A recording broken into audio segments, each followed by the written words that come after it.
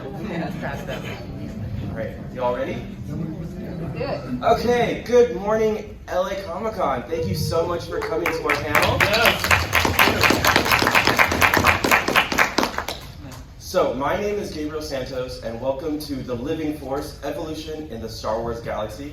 This panel is brought to you by the Cosplay for Science initiative. We are a group of scientists and nerds and cosplayers who love to combine all of those things to share all the amazing science that inspired the worlds that we love.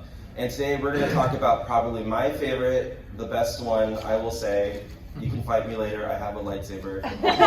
Star Wars. And we're not just going to talk about just, general science of Star Wars. We're going to talk about something really special to me. We're going to talk about how life on Earth inspired life in a galaxy far, far away.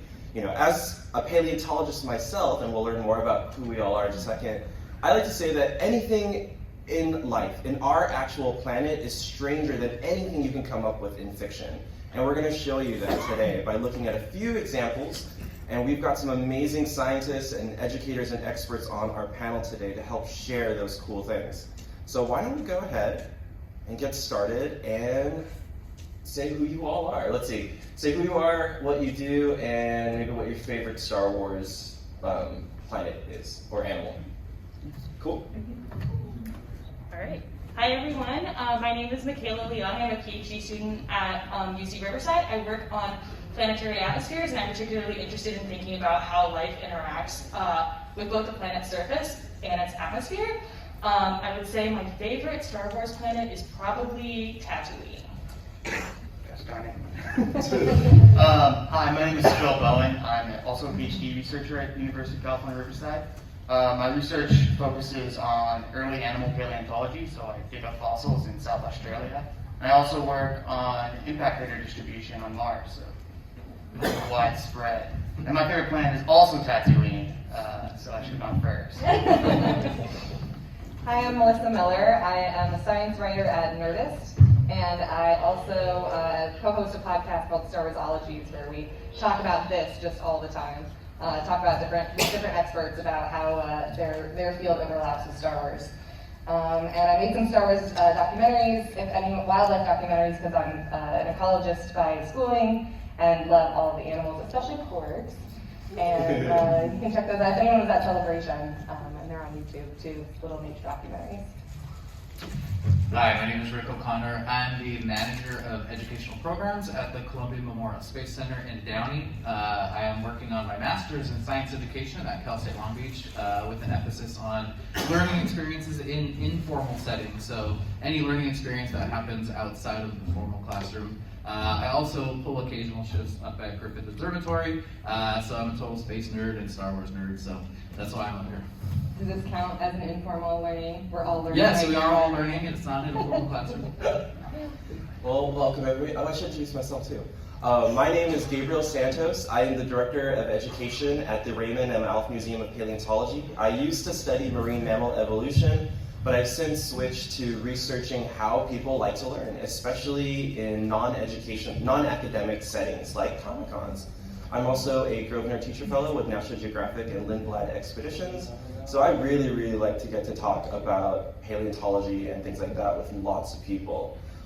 Really quick, this panel is also sponsored by Star Warsology. I really recommend all of you to check it out. It's an amazing podcast on whatever platform you use to listen to podcasts, and the Raymond M. Alf Museum of Paleontology, which is the museum that I'm from. We're located in Claremont. We're about a 40-minute drive from Los Angeles, and we've got a lot of really cool fossils from all over the world on display there.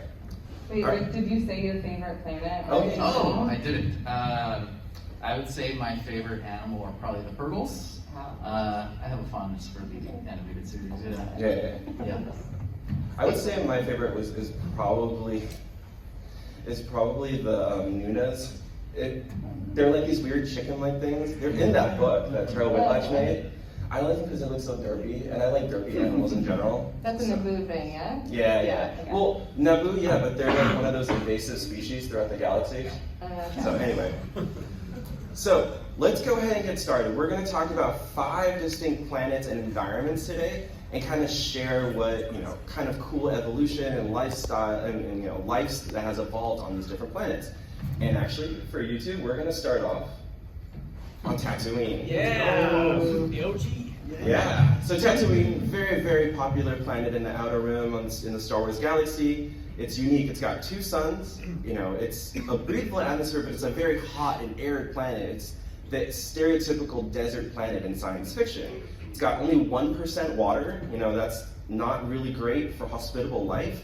But as we've seen in the Expand universe, in the recent book of Boba Fett, there is evidence of ancient oceans, both in the culture and in the geology of Tatooine. And there's some really uniquely adapted organisms on Tatooine. So, for our expert panelists, what do you think about Tatooine? Is that cool, plausible? What are the animals there? What do y'all think? Well, I'm sure Michaela can start off by talking about binary star systems. And Sure, yeah, so I've done a little bit of work on looking at binary star systems, and there aren't any planets like Tatooine that we've discovered thus far. We have found some planets orbiting large, big gas giant Jupiter-type planets orbiting 2 sets of stars. There's no reason why we wouldn't see a Tatooine-like planet out there.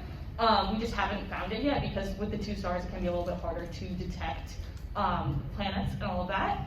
I do think from sort of a global climate perspective, that it's definitely a plausible climate. My understanding of the history of Tatooine is that, like we're talking about this past global ocean, likely life arose under more hospitable conditions and then sort of evolved as the planet changed. I think there was a catastrophe in Tatooine's past that kind of led to its current climate. So I think in terms of the global climatology and the orbit and all of that, it seems reasonably plausible to me. I'm curious about how similar it is to Mars, maybe, because it's clearly that there were oceans there, right? You can't get pod racing canyons without there being water to carve those out. So it's similar to Mars, but then turned into a desert? Yeah, I mean, definitely. There's sedimentary features on there that are clearly, so the sedimentary rocks, right, the cliffs, the canyons, that stuff is clearly being carved out by water. And we do see features like that on Mars, where we see deltaic systems like the deltas and canyons and ancient rivers. Probably the main difference, I'd say, is the atmosphere, right? Mars's atmosphere is really thin, right? And Tatooine is clearly because it's breathable. That's that word. So it has to be a lot thicker, and that's getting into atmospheric studies, which I don't really work on. But yeah. As an atmospheres person, I think the ability for the planet to retain its atmosphere is largely dependent on how far away it is from the stars. And the whole thing about having 2 suns instead of just 1, if you're far enough away from both of those stars and you're kind of in a stable orbit around both of them, it ends up not actually really mattering that much in terms of the change in level of light and things like that the planet receives. So I actually think, based just going off of the size of the stars in Tatooine's sky, which is not a very scientific method, but just going off of that, I would guess that Tatooine is probably far enough away in this sort of stable orbit where it goes around both stars that it could retain a thicker atmosphere. I think Tatooine is also closer to Earth's size, whereas Mars is quite small, and that's why it has such a thin atmosphere, among other reasons. I think one of the cool things about Tatooine is you can actually go. They filmed a lot of the scenes in Death Valley. It's about a 4-hour drive-ish from here. Yeah. And really, when you kind of do the backcountry camping out Death Valley, it really feels like you're kind of in the middle of nowhere. It's kind of how it was on Tatooine. So I think that's why I like Tatooine, because we can go and visit. It's not that far. I have seen Jawas in Death Valley. Actually, my co-host James Floyd he runs a travel company called Galaxy Far, Far Away, and they do tours and stuff like that, and usually dress up as Jawas. Yeah, you can walk through that canyon that R2 was kind of driving through, and and the Jawas peeking out. You can actually walk right through that canyon and see those spaces where the Jawas were poking their heads out. Right. Yeah. Wait, James runs a travel company that brings you out there for that? I'm literally just finding about this? Yeah. And in Simi Valley, the other, the Jedi temple that Mando and Grogu go to is in Simi Valley, and so he also does hikes up there in Southern California. And they're scouting out places in Tunisia and Jordan and stuff like that. So. Well, I know what I'm saying. See you there. Oh, yeah. What's the cool thing too that I think about if you can go out there, right? For me as a paleontologist geologist, you can actually look at the rocks that make up Beggar's Canyon, and you can actually look at that to see evidence of past water. Like in geology, we look at sedimentary rocks as a way to read the past, and there needs to be water for those sediments mostly to form. And so that's another way we can look at there once being water, just by looking at the rocks that they show in the film, right guys? Yeah. Yeah, absolutely. I mean, the evidence of water is very clear if you're looking at those rocks that you see in the film. And of course, Death Valley was a lake. So when you go out there and you look at those different rock layers, right, you can see sort of changes in seasonality in the different rock layers. So like there's times where there's a lot more organic material, right? So it's like a darker layer, and then there's sort of a lighter layer because and it all varies about like the changing seasons, right? It's fall, right? There's all the leaves in the ground, right? And it's compared to like it being winter or summer.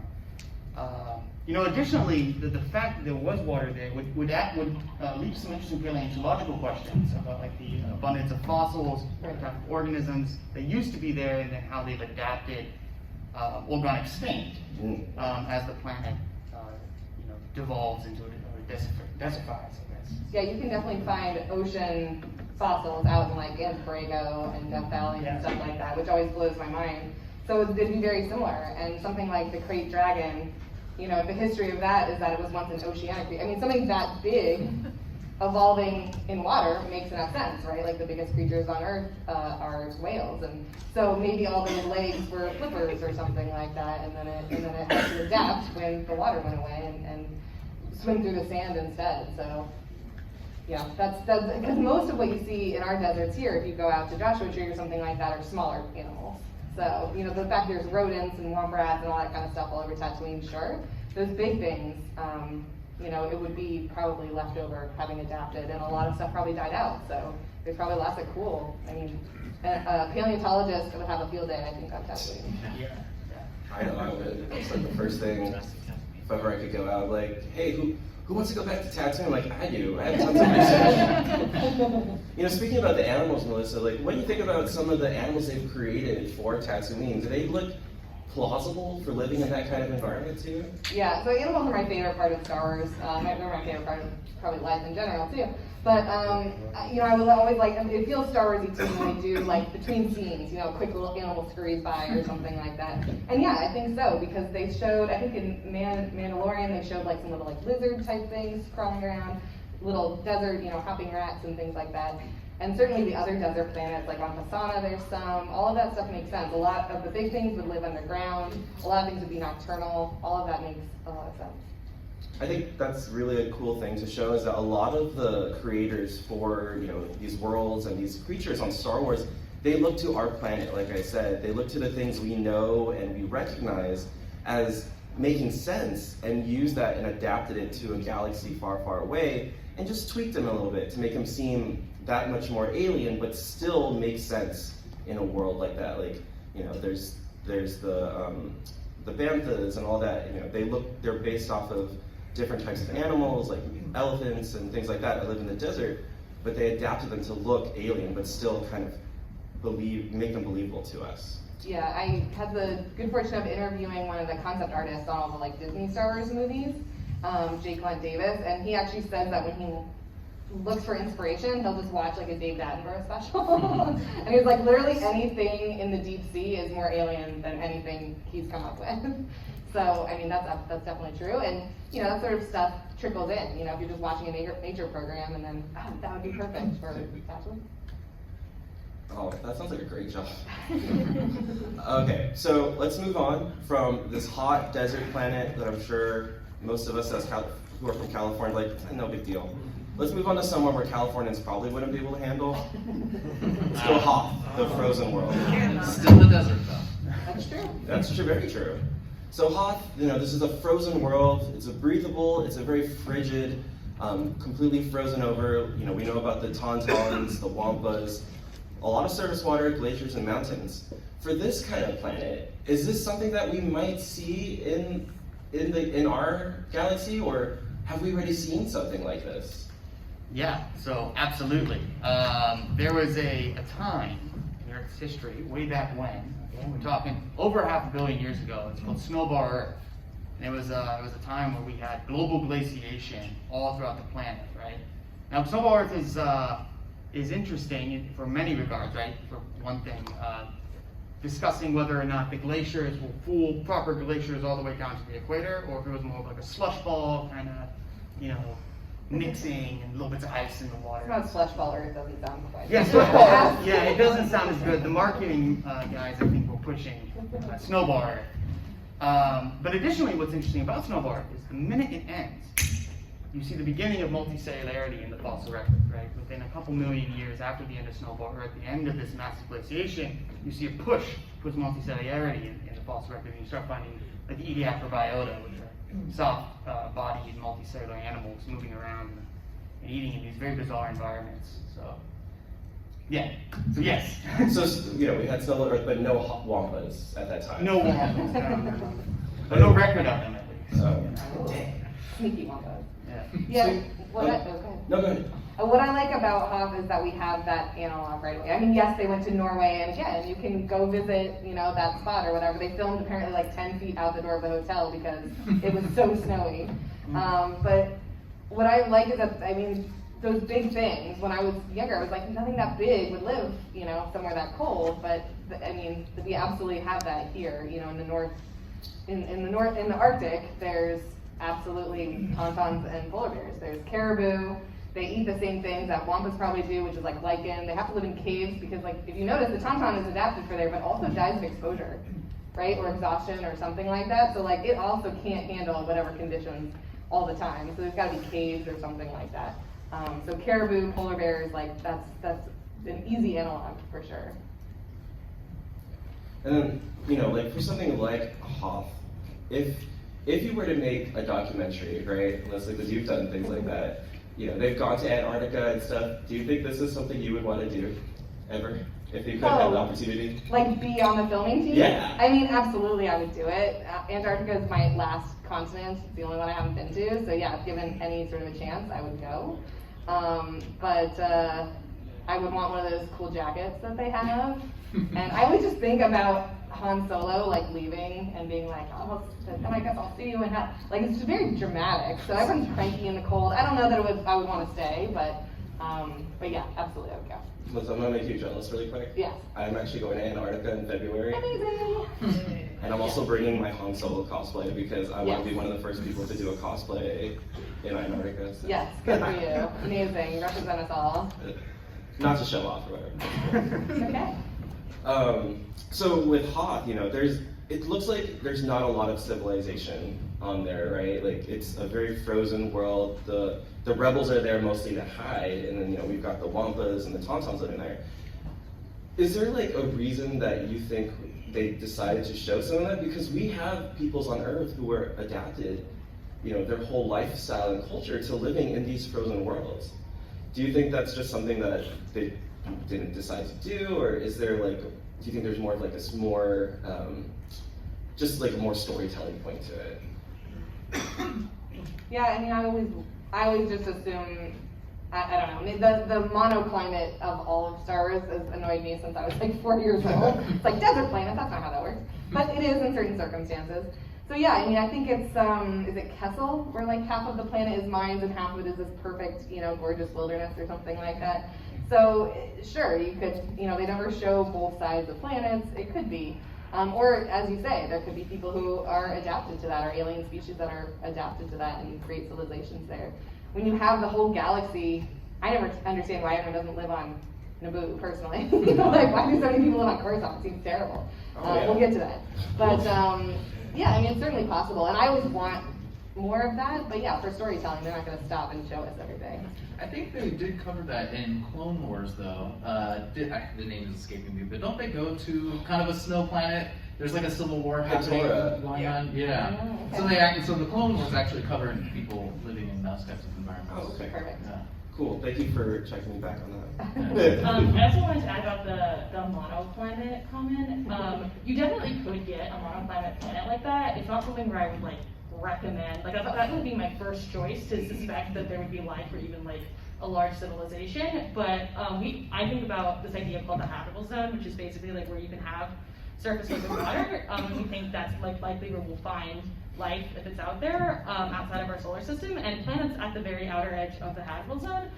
Depending on different conditions with their orbit or their distance to the star, they can actually be almost entirely frozen over and just have kind of a little window of open water. Whether you think that is like really habitable or not is a different kind of question, but it definitely could exist. You just have to place your planet and your star very carefully. Would it be more likely on something smaller like a moon?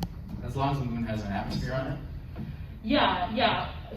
Phil was just raising the point of Enceladus, which is one of Saturn's moons. There's also Europa, which is one of Jupiter's moons.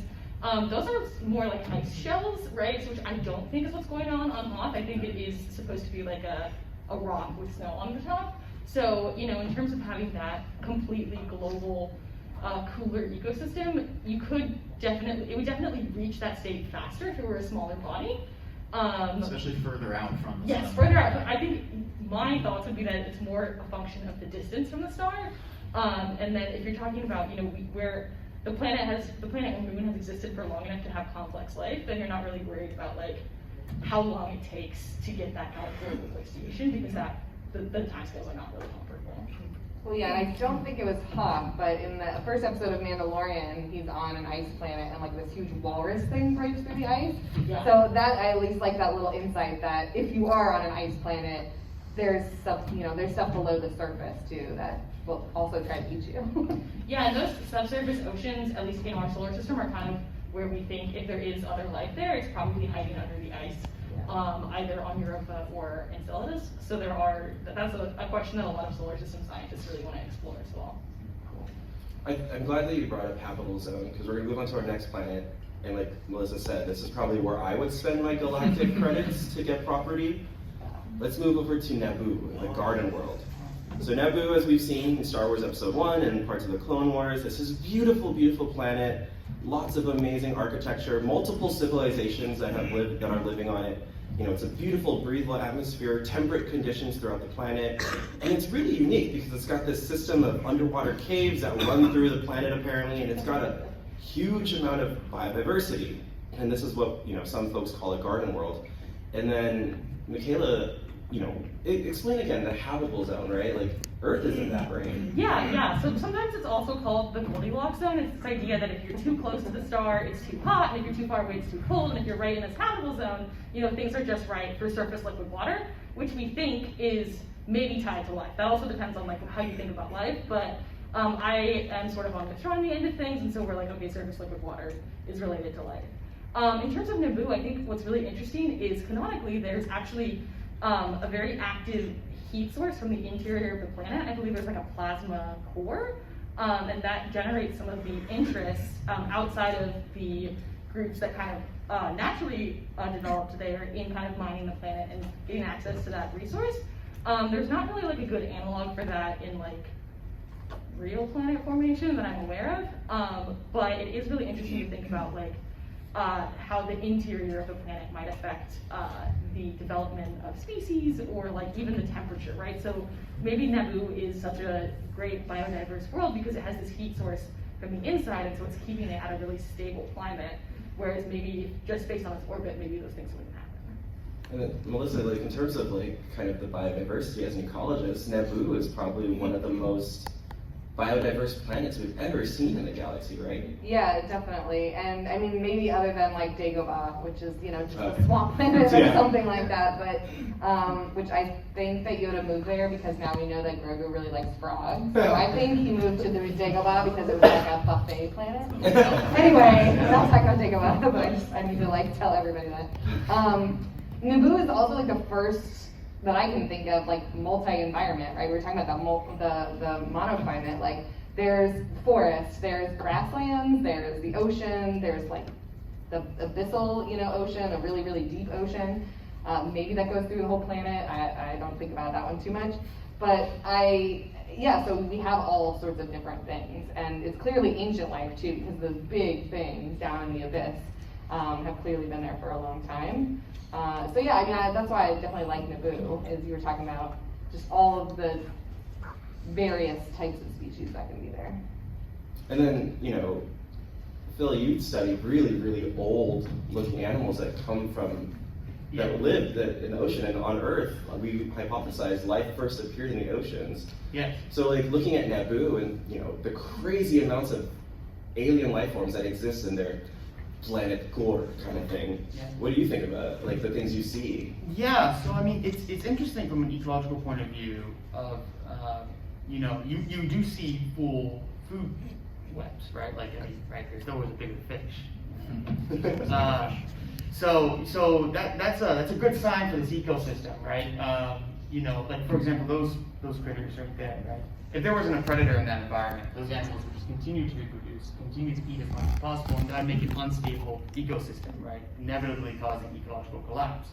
So on Naboo, not only are we seeing this sort of garden world, right, but we see proper ecological systems, ecological chains that are helping to stabilize it, which is a really nice touch. And we don't see animal life as much, I'd say, on the other worlds, and if we do, they're like dominating the ecosystems, and that's like, at least from our perspective and in how we do ecological modeling, not a stable ecosystem, right? You do need checks and balances for both predators and prey and vegetation in order to keep things stable. In the early animal ecosystems, which we sometimes call the garden of the Ediacaran, so another garden world, you don't have predation, and you have these really abundant microbial mat surfaces. So it's sort of like this, where it's an ecosystem of abundance, there's diversity, but then once that goes away, sort of you get predation, you get more aggressive organisms. For Melissa and Rick, like looking at Naboo, this is probably what Earth could be like. It could be what we could have if we got our stuff together.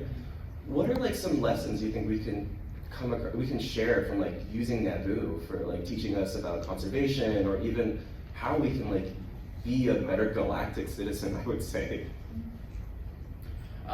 I think that the thing that comes to my mind in education, we always talk about the most meaningful and impactful learning experiences are ones in which you experience something, you do something, it's hands-on. You're not just kind of reading about it in a book. And I think the difference between Naboo and a planet that we'll talk about later is how much green space there actually is on Naboo. And that's one thing that there's been a lot of research in the past couple decades about the negative effects of a lack of green space in cities, especially on inner cities. And so it's really tough when you're talking with students, especially younger children, it's really tough to get them to buy in on conservation and why we need to protect our environment when they just don't see it around them. If they don't see it at all, there's no local parks for them to visit. They don't have trees on their block, so when they walk down the street, they don't see the types of birds that they change throughout the year, and they learn about migration that way. So when cities don't have those green spaces, there's just no personal buy-in when we talk about trying to fight climate change. And so there's a lot of movement now in cities to conserve those green spaces, build more parks, making sure that we're not clearing out trees from city blocks, because we want to keep those green spaces. Yeah, no, and I mean, the good citizen thing, like what you were talking about, and a little bit, I mean, that's interesting. I've never really thought about protecting the food web means the planet is more beautiful and, a nicer place to live and stuff like that. It's definitely something about Star Wars that every once in a while really takes me out of the story, is the like killing of, big wildlife or whatever. Like if you think about Tatooine now after they've killed that Krayt dragon, that played an important role probably in ecosystem balance. So, maybe the Tuscans don't mind that now the Banthas will, be able to breed more and stuff like that until the next Krayt dragon reaches a big enough size. But it really bummed me out, that episode where they killed this, apex predator that's probably been alive for thousands of years. Or, who knows if that big squid thing in the middle of the Kessel Run had any purpose in supporting that environment, but like it lived there, it was just minding its own business. Or turning those giant ice spiders into the villains when we crash into their home. Yeah, exactly. It crashed into their home, ate their babies, and then killed a whole bunch of them. So yeah, no, I try not to get too into that, but the first thing I wrote for Nerdist actually was how dare he sort of beats about the Mandalorian. So yeah, I mean, just the being good citizens, and certainly respecting the food web, right? If you take out these big apex predators, you're gonna have a less beautiful planet. It's gonna affect everything downstream. So Cool. So, we talked about desert planet, frozen world, garden world, things very relatable to us. We're gonna move on to a planet now that we don't really have a framework or a concept of what life would be like, and that's Bespin. Bespin is a gas planet. So in our solar system, we have 2 gas planets, right? Okay, yeah, see, I went to school. We have 2 gas planets, but we don't know much about if life could exist on a gas planet. So in Bespin, it's known for its Tibanna gas mining, which is important for hyperspace travel, and it's got somehow a breathable atmosphere above this layer of Tibanna gas. And there are actual organisms in the expanded universe that we've seen that have adapted and somehow evolved to live in a world where there is no solid ground. So, if we see, if we were able to go to, Saturn, right? Do you think it'd be like Bespin? Okay, so I have a lot to say about this actually, so I'm ready for it. So this idea about life in these gas giant planets, so Carl Sagan, which is a name you might be familiar with, is often considered kind of the father of this field of astrobiology, which is looking for life beyond the Earth. He wrote a paper in maybe like the 60s in which he talks about these basically like bag organisms kind of that are basically gas jellyfish, where they kind of would be flouncing around potentially in the atmosphere, and that was I think one of the first proposed ideas for how you might get this like unique form of life. As someone who works on how we detect signs of life, I'm very concerned about looking for signs of life, because in a gas giant atmosphere things look very different than in an atmosphere like we have on the Earth, or we would have on Naboo, or any of these other sort of more rocky planets that we've talked about. So I think my concern with this is like, if you can go there, that's great. If you can't go there, I think it's going to be very confusing to try to pick out what those signs of life are. And I think the idea that you would have some sort of stable, breathable layer would really depend on like what your circulation was like, and that depends on how fast your planet's rotating, if there's a moon, what all of the sort of other system interactions are. I actually looked this up yesterday on the Star Wars Wikipedia, but Bespin is about the same size as Yavin, and obviously Yavin is mostly known for the habitable moon Yavin 4, and so I think when I think about these gas giant planets, I'm mostly interested in their moons, quite honestly, and moons that might potentially be more Earth-like. So I think this is possible, but I think it's not something that we're going to see anytime soon until we can do like sort of interstellar travel, which I don't think we're doing. I think another issue, and you can probably confirm this, is especially Jupiter. Jupiter gives off a ton of radiation, and some of its closest Galilean moons are getting blasted by that radiation. So having something floating just above the clouds doesn't sound like a very hospitable place. Yes, absolutely. The magnetic radiation belts around Jupiter are quite severe, and so that would definitely be a problem. So it's again something where you're kind of like the habitable zone. You have to thread the needle very carefully to be like, it's far enough away to avoid the radiation, but it's still maybe close enough to get some warmth or reflected light or something. So we actually don't have any confirmed exomoons, and it's because they're very, very hard to detect, like smaller objects around a planet, around a star that's like 10 light years away. It's very difficult to do, but I think that's what really interests me about these potential giant planet systems is thinking about their moons. No, and honestly, before this panel, I didn't ever think about Bespin as being the whole planet is a gas planet. Like Saturn or Jupiter. Aren't Uranus and Neptune also gas? They're sort of more ice because of how cold they are. Okay. It ends up being that their composition is sort of more slushy. Not to go back. Let's do it. We're gonna make that happen. Yeah, so honestly, I just never even thought about what was below those clouds, because I was just busy being like, ooh, pretty. But they show Lando and meeting them out just on an open platform, so clearly up there, at least, in that particular cloudy area, those people can breathe, although they can breathe on every planet they go to, for the most part. So I don't think too much about that, but I just never thought about it, so I think this is great. So I also think, not to go back on this again, but you have this idea of these layers of gas, and basically what you're just saying, like, is there a surface underneath? And in Star Wars universe, they've gone for no. They've said this planet is way bigger. You can also imagine that if Bespin was about the size of Earth, you maybe would have some kind of surface underneath, and you might have something like Venus, where you have all these heavy layers of clouds, and then you have a surface underneath.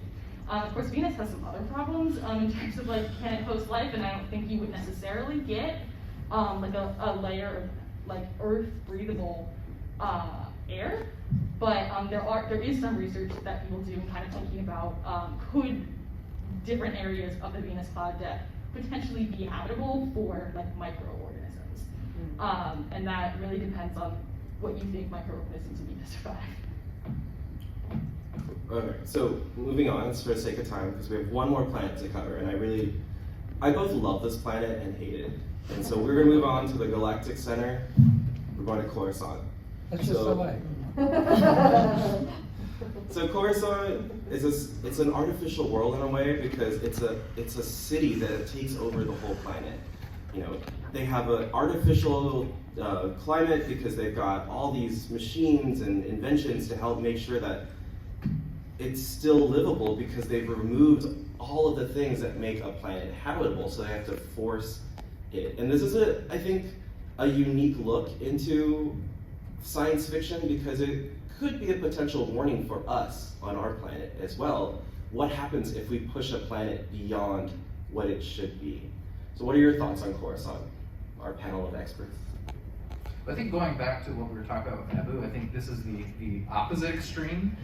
They completely got rid of all green spaces, and so as the generations grew up, they stopped caring, and so the city just kept expanding, and there was no emphasis or importance placed on keeping those green spaces. So I think this is kind of like the complete opposite, the opposite extreme.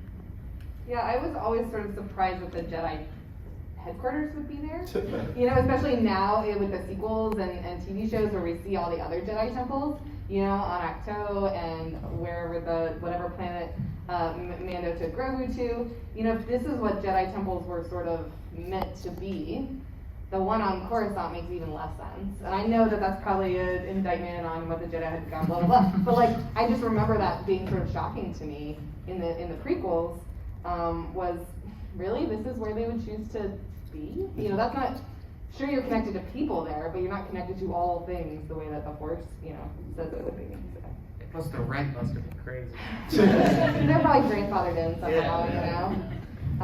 Something I didn't know about, but we had Kimberly Miner, who was going to be on this panel on an episode of Star Wars that comes out soon, and we were talking about apparently there's somewhere in like a courtyard on Coruscant where there's like this tiny rock, and it's the highest peak of Coruscant. Like that's how built up everything is that there's this tiny rock, you know, a couple feet tall or whatever, and that is like their tip of Everest. And that's the only natural formation on the planet that you can see. And I think it's in a book, and then it's in a Clone Wars episode, and I haven't seen it, but like, that is definitely... Is that in the Mortisar? Maybe, yeah. Yeah. I was gonna say, I think, if my memory fails me, but I think there was a tree possibly in that courtyard. Also, it was Mortis, so it might not be the most accurate depiction. But I was gonna say, I think that's the only depiction of any kind of natural element that we've seen on that planet. I think one thing too is like if you look at the expanded universe, you know, they treat animals and they basically don't have like laws to say like you can't bring certain animals and stuff. But when you mess with an environment so much, Melissa, and you just bring in tons of animals from across the galaxy and a lot of them get loose and whatever, I'm sure that's gotta mess with so much of the conservation wise and ecology. I mean, even pushing beyond just the technology stuff, introducing tons of invasive species to a planet like Coruscant's gotta be something bad. Yeah, definitely. So I go back to there's a Star Wars wildlife book that Terrell Whitlatch illustrated back around the prequel time, and Coruscant is listed on there, and it's literally just pests, basically. It's like, oh yeah, there's a zoo, and hopefully there's some animals from like Alderaan in there, so we still have some of those. But there's a zoo, and then other than that, it's like Dianoga in the sewer system, and you know, rat type things, and that's pretty much it. So who knows what used to live there. But yeah, certainly invasive species are a big deal, and especially with that much coming and going. Like I don't know if any of you have ever been to a country where they come and like spray your bags and stuff like that before you come in, or you have to like wipe your feet really well if you've been hiking or something like that. But that's a huge thing, and I used to work on research ships, and the water that you had to like ballast out the ship, if you got that in a certain port, you couldn't dump it in another one, because any tiny, you know, little baby mussels or something like that that are in that will usually go crazy in a new environment and take over. And so that's a huge part. There's a huge problem in like the Great Lakes. There's zebra mussels, if you've heard of those. Rats and other, I mean, any mammals on the Hawaiian Islands, none of those are native. So rats that kill all the native species.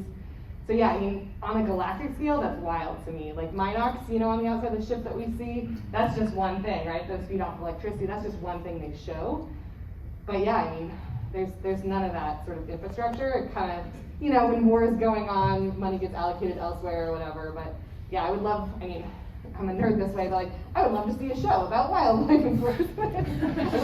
when they announced that like ranger show that was coming out, I was like, oh, is this gonna be like park rangers? Oh my god, I want to be on that show. Right?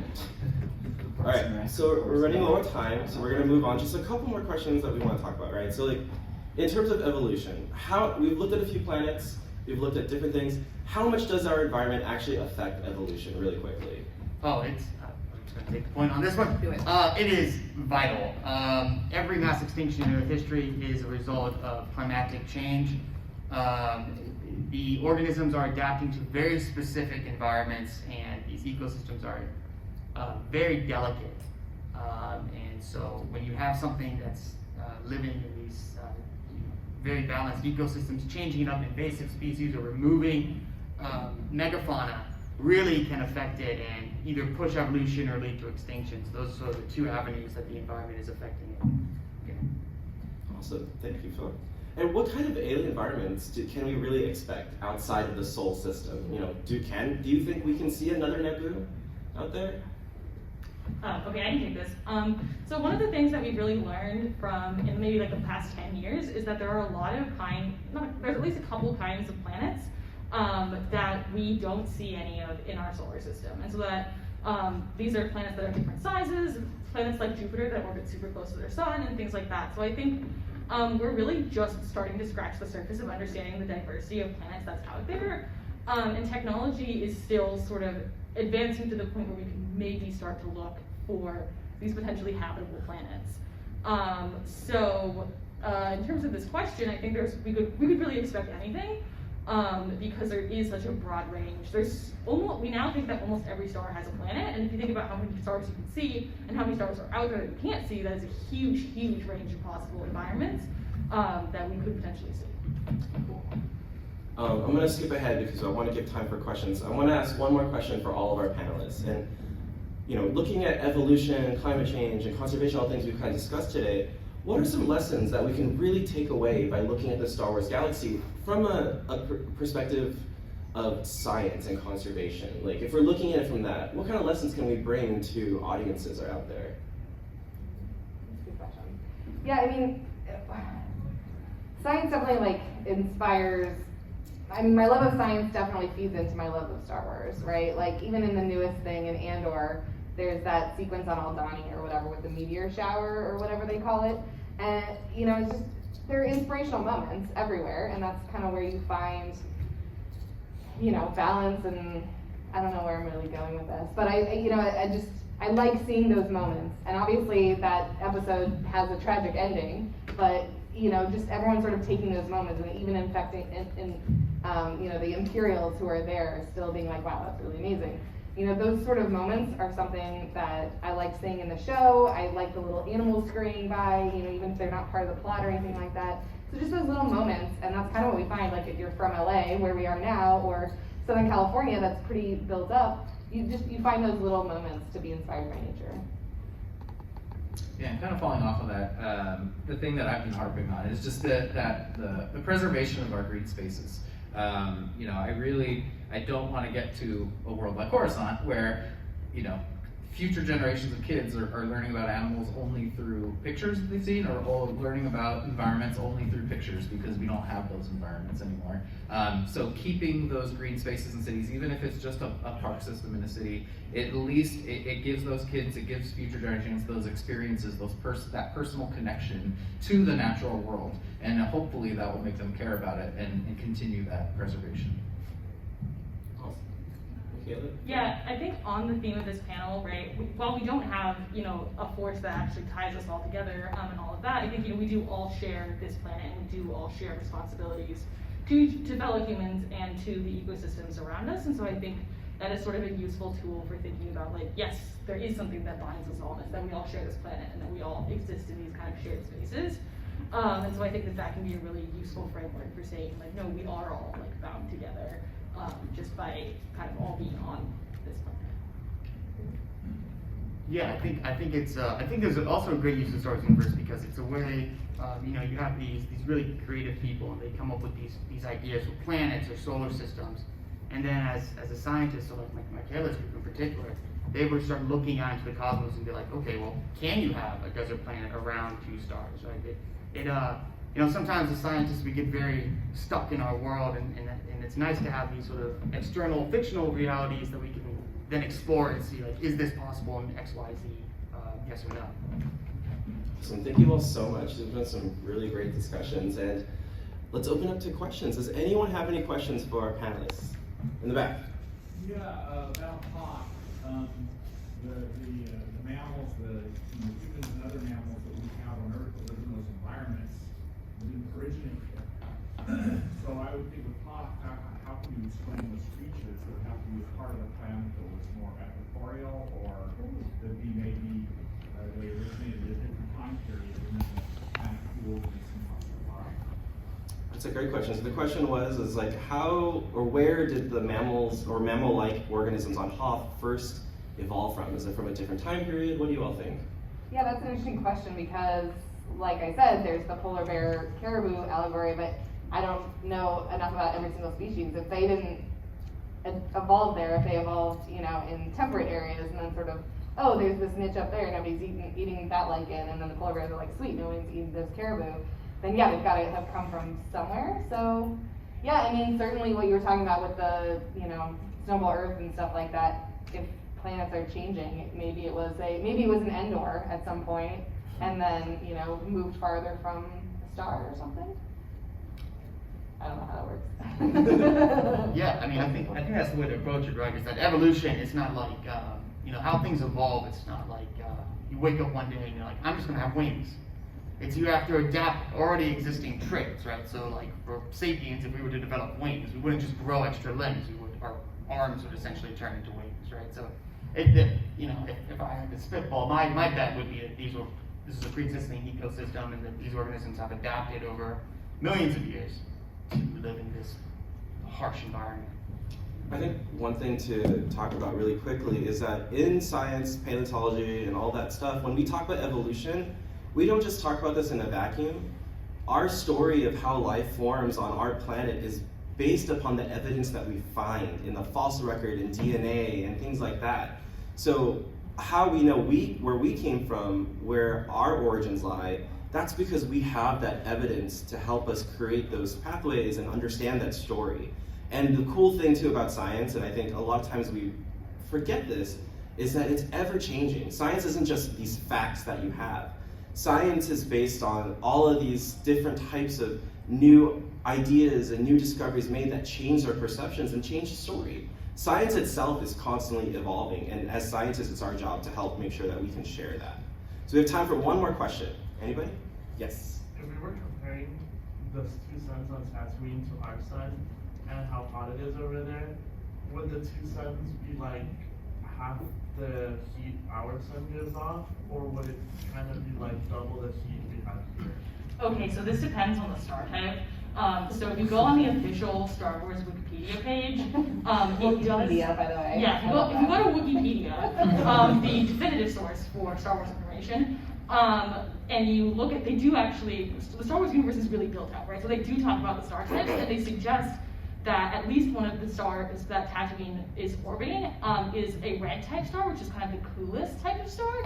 So from there you can guess that maybe they would be getting maybe like 1.5 or something like that times the amount of sort of heat that we get. My understanding is that the reason why Tatooine is a global desert though has more to do with like a global catastrophe in the past, rather than it just being like receiving a huge amount of light. So it's kind of like a little bit of both, but the specific answer to that requires even more detailed science than what we have established in the universe. Because they definitely show night on Tatooine. It's Yes. not just that one sun sets and another one rises, so it's always being baked. They definitely show them setting together and there being night. So yeah, I never really thought about that. It's a very carefully constructed orbit, is what I will say. Yeah. Randomly, you probably wouldn't get that, but you know, they do show evidence in the Star Wars universe that they were able to move suns at one point, so maybe that's what happened. A second star can't really come into being once the planet's there, right? Like, it's not like it was orbiting one star and now it's orbiting two. Well, it could have been the orbit could have changed. There's Okay. two types of orbits for two stars. One where it kind of orbits in between the two stars, and one where it orbits both of them. So it could have had some kind of orbital evolution like that, but or if the first star was really massive, it could have attracted a second star. But I don't think that's what's going on because both of the stars look kind of reddish to me, which implies that they're smaller. But again, this is just. That's just gonna have pretty sunsets though, I think. Yeah. I would take so many selfies on Tatooine. Yeah. Okay, so unfortunately, everybody, that does it for our time. Thank you all so much for joining us. I want everyone to know that all of our guest panelists are going to be down at the Cosplay for Science booth for most of the weekend. So if you have more questions, please come visit us. We've got lots of natural history specimens, so you can learn more about evolution in a galaxy far, far away. Thank you all so much for joining us. Thank you. Thank you.